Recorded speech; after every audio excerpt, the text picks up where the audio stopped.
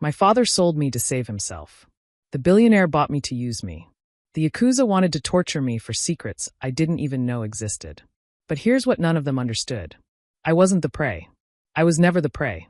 This is the story of how a broke waitress nursing student became the most dangerous woman in San Francisco. And it started with 3 words in an ancient language that changed everything. If you've ever felt powerless, if you've ever been underestimated, if you've ever wanted to prove the world wrong, this story is for you. Stay with me until the end, because the girl who couldn't afford rent is about to teach billionaires and gangsters what real power looks like. You know what they say about powerful men? The really dangerous ones don't need to raise their voices. They just look at you, and you know your life is about to change forever. Let me tell you about the night I met Cade Harrison, the man who would turn my entire world upside down. My name is Rachel Kim, and 6 months ago, I was nobody special. Just another tired nursing student working double shifts at an expensive restaurant in downtown San Francisco. I was 24 years old, drowning in my father's gambling debts, and honestly, I was just trying to survive one day at a time. I remember that night so clearly. The rain was coming down hard, the kind of rain that soaks through your coat and chills you to the bone. Inside Sakura Palace, everything was warm and golden. Rich people sat at expensive tables, eating food that cost more than my monthly rent. And me? I was running between tables, trying not to spill anything, trying not to get yelled at by my manager. That's when I saw him. Table 12. The corner booth with the best view, but hidden from the street. 3 men in suits that probably cost more than my entire education. But the man in the middle, he was different. Maybe 32 years old, with dark hair and eyes that seemed to see right through you. He wasn't eating. He was watching everything like a hawk watching mice. This was Cade Harrison. Even I knew the name. He wasn't just rich, he was powerful. His family owned half the real estate in Tokyo, and rumor had it he had connections that went deeper than money. The kind of connections that made the police look the other way. Next to him sat an elderly Japanese woman, probably in her 80s. She wore an expensive black kimono and looked absolutely miserable. Her silver hair was pulled back tight, and her face was hard. This was his mother, Tomoko Harrison. I walked over, my hands shaking as I held the menus. "Good evening, welcome to Sakura Palace," I said in my best polite voice. The bodyguards ignored me. Cade didn't even look up. But the old woman, she stared at me with eyes that could cut glass. "Water," she snapped in broken English. "And tell the chef if he ruins the teriyaki like last time, I will never eat here again." Cade sighed, rubbing his temples. "Mother, please. Just order something." "I don't want anything," she said bitterly. "This country, they cook everything wrong. I miss home. I miss real Japanese food from Kyoto." Something in her voice broke my heart. I recognized that look. That was the face of someone who felt alone in the world, even surrounded by wealth. My grandmother had that same look before she passed away. I poured the water carefully, and then I did something crazy. I switched from English to deep, old-style Japanese. The kind my grandmother taught me. The formal, respectful dialect that hardly anyone speaks anymore. "Excuse me, honored grandmother," I said softly in that ancient Japanese. "I know you are hurting. I can see it in your eyes. The chef here is good, but he doesn't understand the old ways. If you permit me, I can go to the kitchen myself. I will make you a simple akazuke, rice with green tea, just like we make for sick children back home. It will warm your heart." The entire table went silent. The bodyguards froze. Cade Harrison slowly turned his head and looked at me for the first time. Really looked at me. His gaze was so intense I felt my knees go weak. But it was Tomoko's reaction that shocked me. Her hard face crumbled. Her eyes filled with tears. She reached out and grabbed my hand with a grip like iron. "You speak the old tongue," she whispered in Japanese, her voice breaking. "You know akazuke. My grandmother used to make that for me. My grandmother taught me before she died." I replied gently, still in that formal Japanese. "Food made with love heals more than hunger. It heals loneliness." Tomoko looked at her son, tears now rolling down her wrinkled cheeks. "Cade, did you hear her? She speaks like someone from the village. She understands." Cade was staring at me. Not at my uniform, not at my messy hair. He was staring at my face, analyzing me like I was a puzzle he needed to solve. "What is your name?" he asked, his voice deep and commanding. "Rachel Kim, sir." He leaned back in his chair, and a small, dangerous smile appeared on his lips. "Rachel Kim, You just did something nobody has been able to do in 5 years. You made my mother smile. He paused. Go make her that akazuk. And take your time. I rushed to the kitchen, my heart pounding so hard I thought it would burst out of my chest. I didn't know it then, but that moment changed everything. Because while I was in the kitchen making rice and tea for a lonely old woman, Cade Harrison was making a phone call. Victor, he said quietly to his head of security. Find out everything about the girl. Rachel Kim. Where she lives, who she owes money to, what keeps her up at night. I want a full report by sunrise. When I brought the akazuk to the table, Tomoko ate every single bite. She smiled. She laughed. She held my hand and told me stories about Japan. And Cade Harrison watched me the entire time with those dark, calculating eyes. I didn't know it yet, but I had just walked into a trap. A beautiful, golden trap that would cost me everything and give me everything at the same time. My shift ended at 2 a.m. The rain had turned to sleet, the kind that stings your face like tiny needles. I pulled my thin coat tight and started walking toward the subway station. I had made decent tips that night, enough to keep the electricity on for another week. But it wasn't enough for my father's debts. It was never enough. Suddenly, a black Mercedes pulled up beside me. The windows were so dark I couldn't see inside. My heart dropped into my stomach. This was it. The loan sharks had finally come for me. The back window rolled down. It wasn't a gangster with a baseball bat. It was Cade Harrison. He was still in his suit, but his tie was loose now, his collar unbuttoned. He looked tired but alert. Get in, Rachel, he said. It wasn't a request. I can't, sir, I stammered, backing away. My father is waiting for me at home. Your father is currently at an illegal gambling house in Oakland, Cade said calmly, losing the money you just gave him for rent. He held up a folder. And you owe the Yakuza $40,000. The Akuma clan. They're not patient people. I felt like I was going to be sick. How do you know that? I know everything, he said simply. Now get in. It's freezing, and I don't like repeating myself. My hands were shaking as I opened the door and climbed into the warm leather interior. The car smelled expensive, like cologne and leather and power. We drove in silence, heading not toward my neighborhood but toward the coast, toward the wealthy districts of Marin County. Where are you taking me? I whispered. Cade poured 2 glasses of whiskey from a crystal decanter. He handed me one. Drink. It helps with fear. He took a sip and turned to face me. In the close space of the car, he was overwhelming. Handsome in a way that made your breath catch, but with a darkness in him that warned you to be careful. My mother, Tomoko, hasn't eaten properly in months, he began, his voice all business. She doesn't trust anyone.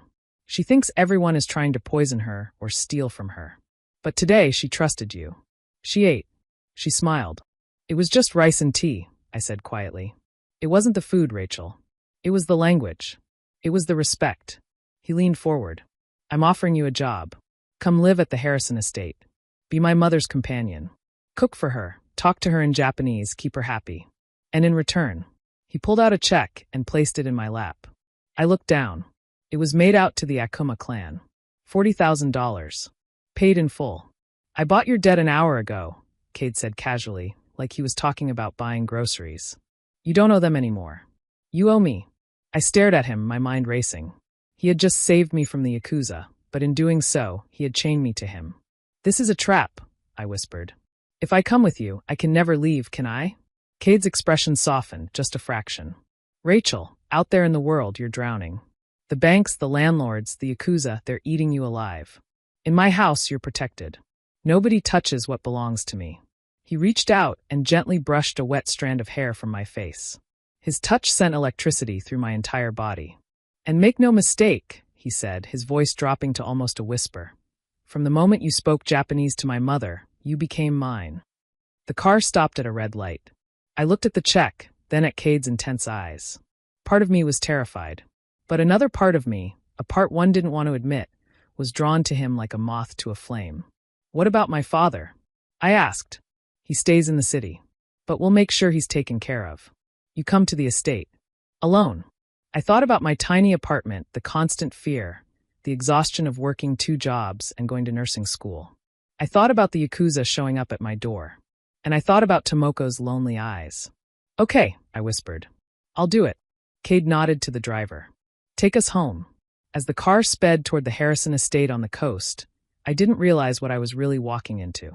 See, Cade Harrison wasn't just a billionaire. He was in the middle of a war. A war with the Yakuza over a massive development project worth billions. And I wasn't just a companion for his mother. I was bait, because my father, the gambling addict I barely knew, had something the Yakuza wanted. Something Cade wanted too.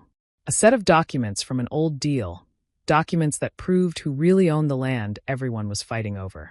My father had stolen those documents 20 years ago to save his own life. And now, Cade was betting that by taking me, my father would have to come out of hiding, would have to bring those documents to save his daughter. I was a pawn in a game I didn't even know was being played. But here's the thing about pawns. Sometimes, if they're smart and brave and lucky, they make it all the way across the board. And when that happens, they become queens. I just didn't know it yet. The Harrison estate wasn't a house. It was a fortress. High walls, security cameras everywhere, guards patrolling the grounds. The mansion itself was beautiful, mixing modern glass and steel with traditional Japanese architecture. It sat on a cliff overlooking the Pacific Ocean in Marin County, and at night, you could hear the waves crashing against the rocks below. For 2 weeks, my life was strange but peaceful. I lived in a guest room bigger than my entire old apartment. Every morning, I woke up early to make tea for Tomoko the traditional way. We would sit in the garden and talk in Japanese. She told me stories about her childhood in Kyoto, about her late husband, about raising Cade alone in America after his father died. She was lonely, that was clear. But she was also sharp, funny, and surprisingly kind to me. She treated me like a granddaughter, not a servant. But Cade? I barely saw him. He left before sunrise and came home after midnight. Sometimes I would hear his car pulling into the driveway at 3 in the morning. It felt like he was avoiding me, or maybe hiding me. Everything changed on a Sunday afternoon. I was in the kitchen making fresh mochi with Tomoko when Cade walked in. He wasn't wearing a suit. He wore dark jeans and a black sweater, and he looked exhausted. There were dark circles under his eyes. "Rachel," his voice rumbled from the doorway. I turned, flour on my hands and cheek. "Mr. Harrison, I didn't know you were home." "It's Sunday," he said, stepping into the kitchen. The staff immediately stopped what they were doing, terrified of him. But Cade only looked at me. He reached out and wiped the flour from my cheek with his thumb. The touch was electric. "My mother tells me she's gained 5 pounds, he said, a hint of amusement in his tired eyes. "She blames your cooking." "She needed the weight," I replied, my voice shaky. "She was too thin." "She looks happy," Cade said softly. "You did exactly what I paid you to do." "Is that all I am?" I asked before I could stop myself. "A transaction?" His eyes darkened. He stepped closer, crowding me against the counter. The air between us became thick, charged with something unspoken. "You know you're more than that, Rachel," he said quietly. "You're the only piece in this whole damn house." Before he could say more, the kitchen doors burst open. High heels clicked rapidly on the marble floor. A woman swept in like a storm. Her name was Victoria Chun, and she was stunning. Tall, elegant, wearing a designer dress that cost more than a car. She moved with the confidence of someone who owned everything she looked at. This was Cade's fiancée, the daughter of David Chun, the head of the Akuma Yakuza clan. The same people I used to owe money to. Victoria stopped, her cold eyes scanning the room before landing on Cade. Then she looked at me, taking in my apron, the flour, my messy hair. She dismissed me instantly as just the help. "There you are, darling," Victoria purred, wrapping her arms around Cade's neck and kissing his cheek.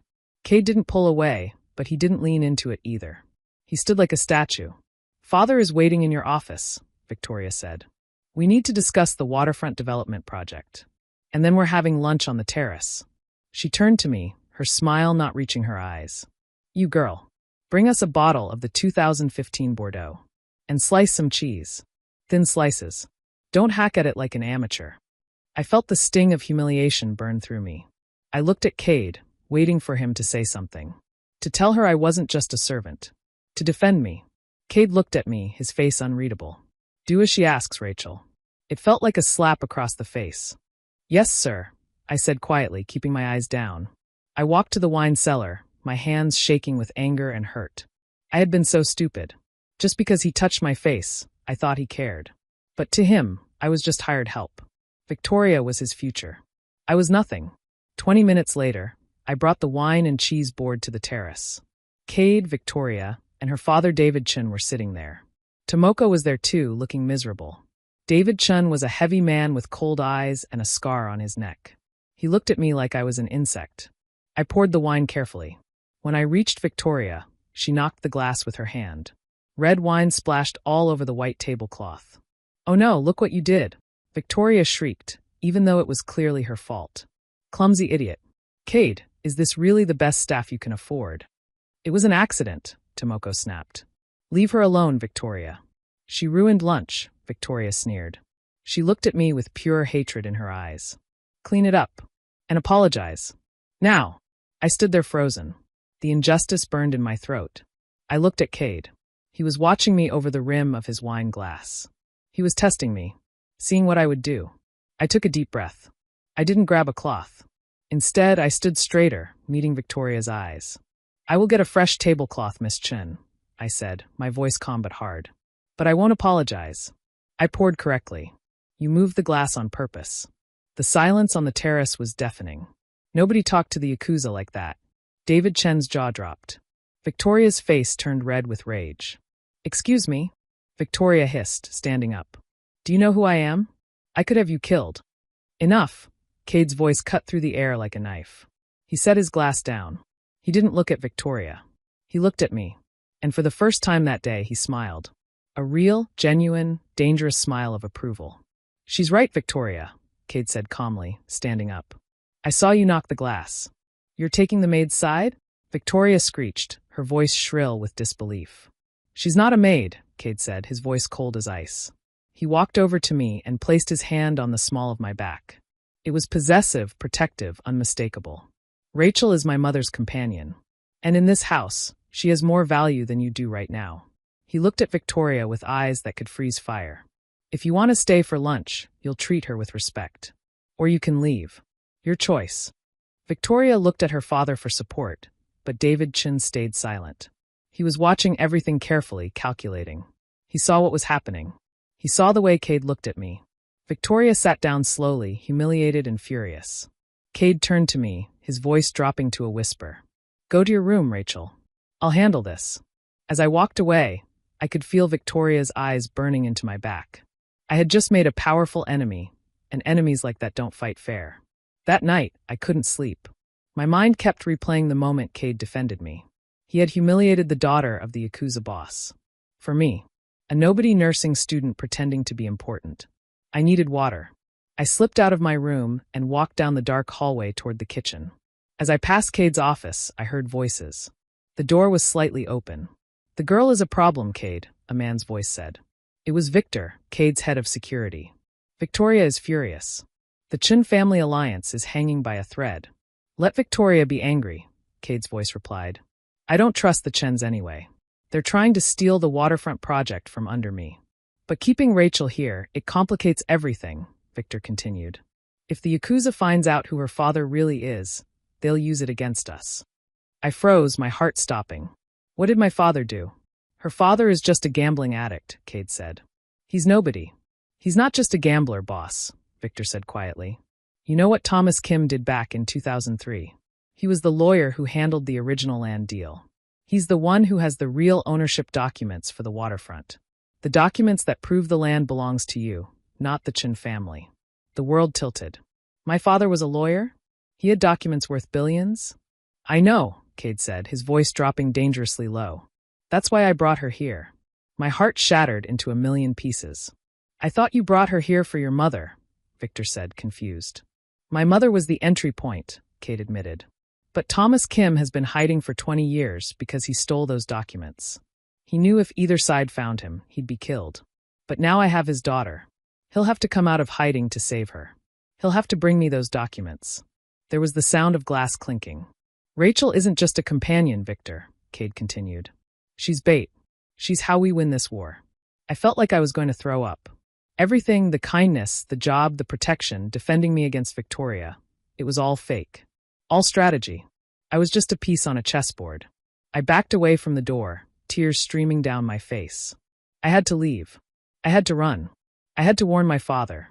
I rushed back to my room and started throwing clothes into a bag, my hands shaking violently. I grabbed my phone and called my father. It went to voicemail.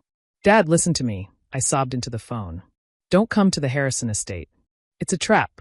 Cade knows about the documents. He knows about 2003. Run, Dad.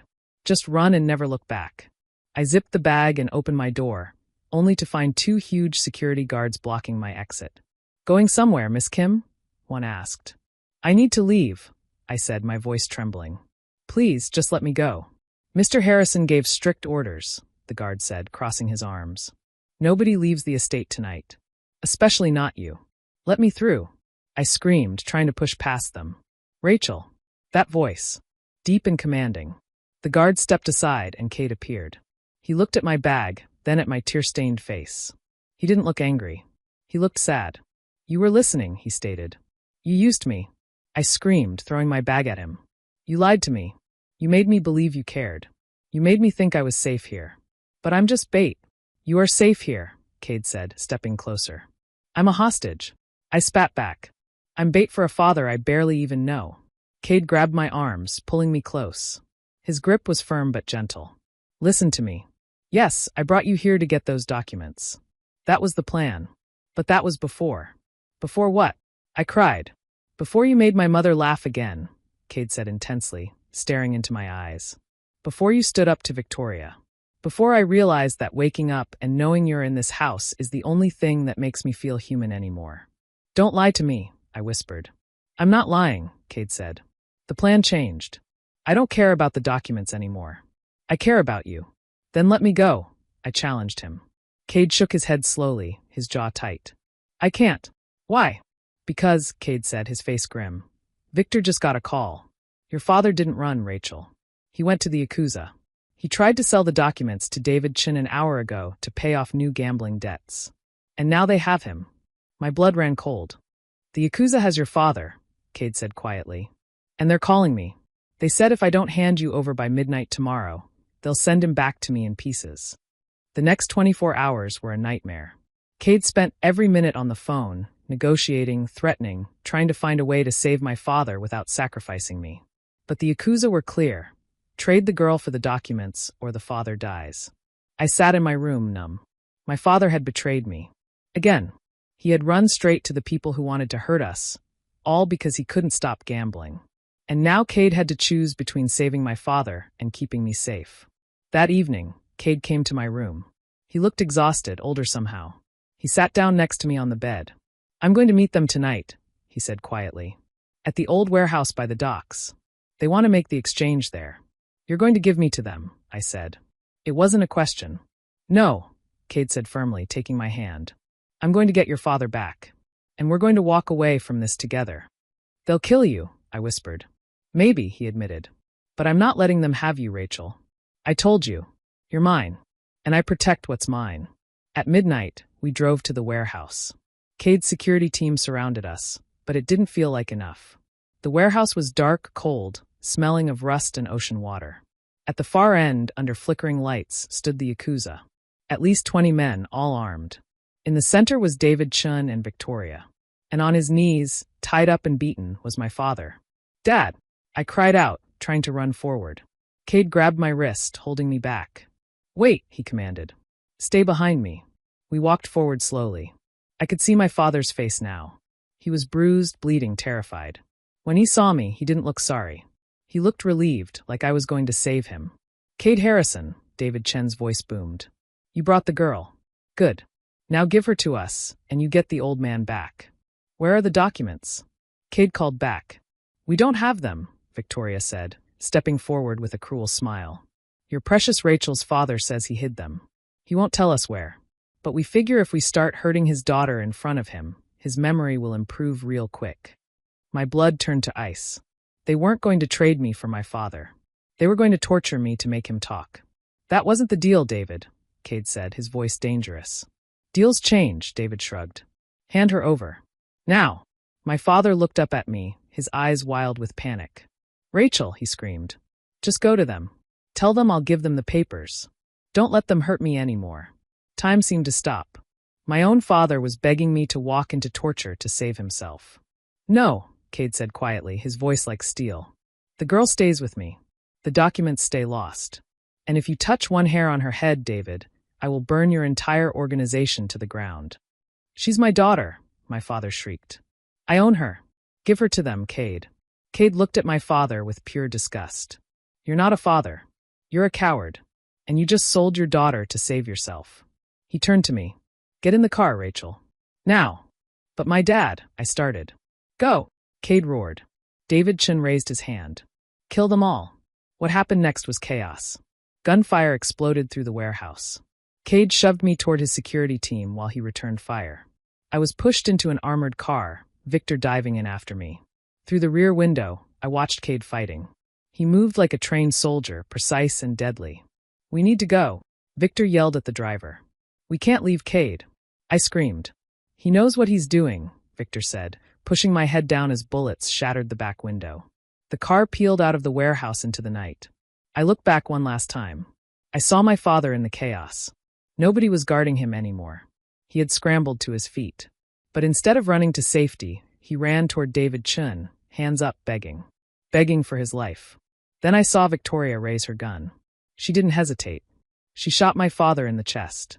I screamed, but the sound was lost in the roar of the engine as we sped away. 2 hours later, Cade called. He was alive. Wounded, but alive. The police had raided the warehouse after neighbors reported the gunfire. David Chun and Victoria were arrested. The Yakuza's empire was crumbling. But my father was dead. Cade came home that night, his arm in a sling, his face pale. I ran to him, and he held me while I cried. I cried for the father I never really had. For the childhood I never got.